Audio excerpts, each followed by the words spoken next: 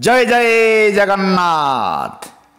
पुण्यतीर्थ प्रभास प्रबल प्रतापी मगधाधीश जरासंधर पतन परे आर्यावर्तर पश्चिम खंडरे निरंकुश आधिपत्यर अधिकारी यदुपति श्रीकृष्ण विश्वशांति कामनार एक महायज्ञर अयम आरंभ करिछंती।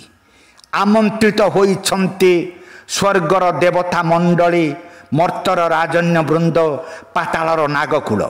देवशिल्पी विश्वकर्मा सुंदर भाव निर्माण करिछंती यज्ञ मंडप। शुभ लग्न रे पट्टपुरोधा गर्गाचार्य यज्ञ कुंडरे प्रथम घृताहुति प्रदान करि सारिछंती। सम्मिलित कंठरे सामगायन करुछंती समवेत मुनि समाज। कषाय परिहित यज्ञकर्ता यदुपति यज्ञकुंड पार्श्वरे कुशासन रे उपविष्ट। यज्ञकुंड उपरे दृष्टिद्वय सन्निबद्ध, अधर सम्मोहन स्मितर झलक। किए जाने ए यज्ञर प्रकृत उद्देश्य हुए तो तांको उपरे आरोपित अनेक नीरव अभियोगर यह एक समाधान नुहे तो। सुदूर ब्रजपुर धाई आसी नंद जशोदा। पथश्रम जनित क्लांति पुत्र मुखर दर्शनर व्याकुलता निकटरे स्तिमित हो जाइछि। केते दिन बीती गलानी। धनु उत्सव देखी मथुरारू फेरी आसीब बोली कही पुओ जे जाइछि दिनक पाई फेरी आसीबार ना धरुनी। बापा मांकर मन कथा आउ पड़ुनी। एबे से कुआडे द्वारका मुलकर राजा विश्व शांति पाई यज्ञ करुछि एई प्रभास तीर्थरे। बापा मांक मनरे टिके शांति जे न दे पारिला कि शांति देव ये विश्व प्राण रे। आज ताकू सबु कथा पचारे कान धरी आकटिबे नंद आउ जशोदा। यज्ञ मंडप निकट को पशि जाउथिले सेमाने। बाधा देला दौबारिक। निमंत्रण पत्रिका पाइछ? बिना निमंत्रण रे यज्ञ मंडप को काहारी को प्रवेश अधिकार नाही। नंद राजा कहले आमको पथ छाड़ी दियो, आमे ब्रजपुर आसीचु। दौबारिक कहूँ स्वर्गपुर आसिले भी तम पाई द्वार रुद्ध। तुम्हें माने याज्ञिक अनुष्ठान जोग देवाई अनिमंत्रित। नंदराजा कहले अरे बाबू निजर मनीष मानक निमंत्रण पत्र आवश्यकता नहीं। निमंत्रण करा जाए असंपर्कित घर मानकु।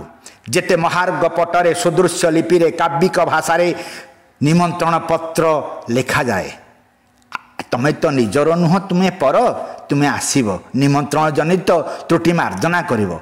हेले आम पुओ परा यज्ञ करुच्ची, खबर पाई बापा माँ आसचंती, एठी निमंत्रण पत्र उठुची कोठी। चकित हैला दौबारिक। द्वारकापति पितामाता तो वसुदेव आउ देवकी जे यज्ञ मंडपरे स्वयं उपस्थित, अथत ब्रजपुर यही गोपाल गोपालुणी निजर कर्तव्य सचेतन कला ना ना तुम जाइपारिबनी। एइभଳି भाବରେ कथा प्रतिवाद रे हठात दौबारिक बारण कला बेले प्रवेश कले राजा माता देवकी।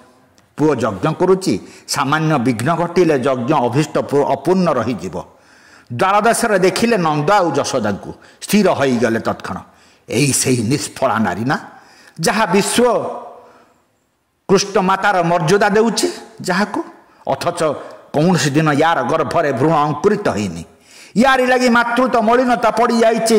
गर्भ चिरी जन्म देइथिबा पुओ उपरे मातृत्वर विस्मृति संपूर्ण संपूर्ण हो पारुनी। मन भितर ईर्षा और अस्मितार ढेउ पिटी हो गला। रुक्षसरे पचारे किए तुम मैंने? देवकी राजेन्द्राणी वेशभूषा निकटरे निजक हीनप्रभ मनाउथिले जशोदा। नम्र भाव कहले मते चिन्हि पान भौणी, मु तुम सखी जशोदा। कृष्ण यज्ञ करुच्ची बोली धाई आसीचु। भुरुकुंचन कले देवकी ओ हेले यज्ञ मंडप को नीच वंशज मान को प्रवेश निषिद्ध। आहत स्वर रे जशोदा कहले आमे नीच वंशज बोली स्वीकार करिबारे आमर कुंठा नाही। आमे थरे कृष्ण को देखिबु, आमर यज्ञ सह संपर्क नाही। देवकी उत्तर देले से तो यज्ञ करता, यज्ञ पुण्याहुति न हवा पर्यंत से यज्ञ छाड़ी आसी परिबेनी। आरंभ हला दुई जनक भीतर कथबार्ता। देवकी विद्रूप कले हाँ कर्म विपाकरू कंसासुर भୟରେ कमला पुओटी को तम हाथ में टेकी जाइली बोले तुम तो कम अत्याचार करन। ता उपरे केते गाड़ीमाड़ देइछ केते बांधी पिटिच गछरे बाळुत बयसरु गोरु जगिया पई गहन वन को पठेइछ दिनटिए शांति भी ताकू रखई देन आउ आउ आज माँ बोली दाबी करुच देवकींकर व्यंग विद्रूप भरा अभियोग यशोदा मातृ अंतर को स्पर्श कला नहीं बात्सल्य गलित कंठे कले हाँ पुओ तो दुष्टामी कले अबाध्य हेले ताकू माँ कौन शासन करनी से क्षमता तो मोर अच्छी मु ता माँ देवकी कंठ स्वर कले ना ना से मो पुओ यशोदा हसी हसी कहले मु किंतु ता माँ उभयंकर यही भाव में टणा उटड़ा पाटितुंड भितर प्रवेश कले द्वार देश नारद हसी हसी कहले यज्ञ मंडप देवार्चन अपेक्षा तोरण द्वार माता मानकर कलह समस्त निकट में बेसी उपभोग्य हो उठी ये अधम संतान निकट में कलहर कारण व्यक्त करिवारे कहारी आपत्ति अच्छी कि देवकी अग्रसर कर देखु देवर्षि मु कृष्णकर गर्भधारिणी जन्मदायिनी अर्थात यही ब्रज गोपालिनी मो मातृत्व को अस्वीकार करुछि यशोदा निरुत्तर देवकींकर पुणी शाणित विद्रूप पर पुओ को नहीं मातृत्व बढ़ई कृष्ण मोर पुओ यशोदा उत्तर कृष्ण किंतु मो पुओ कि नहीं मु जाने ना किंतु मु तार माँ नारद हसिले अरे ये तो बड़ विषम समस्या शुणु एक कथा यज्ञ वेदी एठार बहुत दूर आपण मैंने कलह प्रसंग यज्ञ करता जानते नहीं आपण थे डाकतु जी जहाँ डाक शुणे कृष्ण धाई आसवे सी हेब तार माँ सी हेब तार पुओ पुनर्बार सत स्थापन कले देवर्षिनाथ किंतु डाकिबा संगे संगे स्तन्यरु अमृतर धारा स्रविब और द्वारकापति स्वयं आसी पान करिवे से हेबे सर्वत भावे विजयिनी देवकी कहले आपणक शर्त अयौक्तिक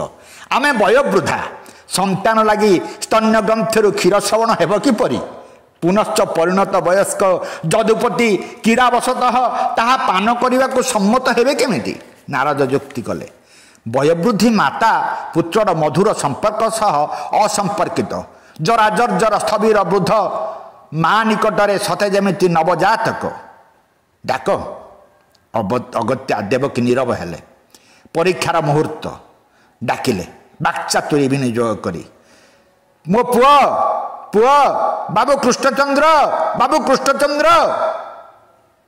किंतु सबु निष्फल स्तन्यरु क्षीरधारा स्रवैला नहीं कृष्ण यज्ञ वेदी झाड़ी धाई आसिले नहीं क्लांत अवसन्न मलिन देवकी असहाय भाव बसी पड़े भूमि उपरे नारद चाहिए यशोदा को माता एथर आपण डाकतु ना यशोदा दृष्टि निबद्ध है अनेक दूर रे हाथ ठारिले धीरे धीरे पाटी खोलले आ कान्नु रे तो माँ डाकुची परा आखिरे धार धार लुह बक्षवास आर्द्र करी बही जाउची अमृतर धारा समस्ते विस्फारित नेत्रे चाहिए यज्ञ मंडपरु बाल मुकुंद धाई आसुछंती शिरे मयूर चंद्रिका कटी रेपित दुकूल बक्षरे बनमाल सुरंग अधर रे मधुर हस सहित माँ माँ बोले उच्चारण करी डेई पड़िले माँ यशोदा कूलकू कूलरे बसी आकंठ क्षीर पान कले समस्त देव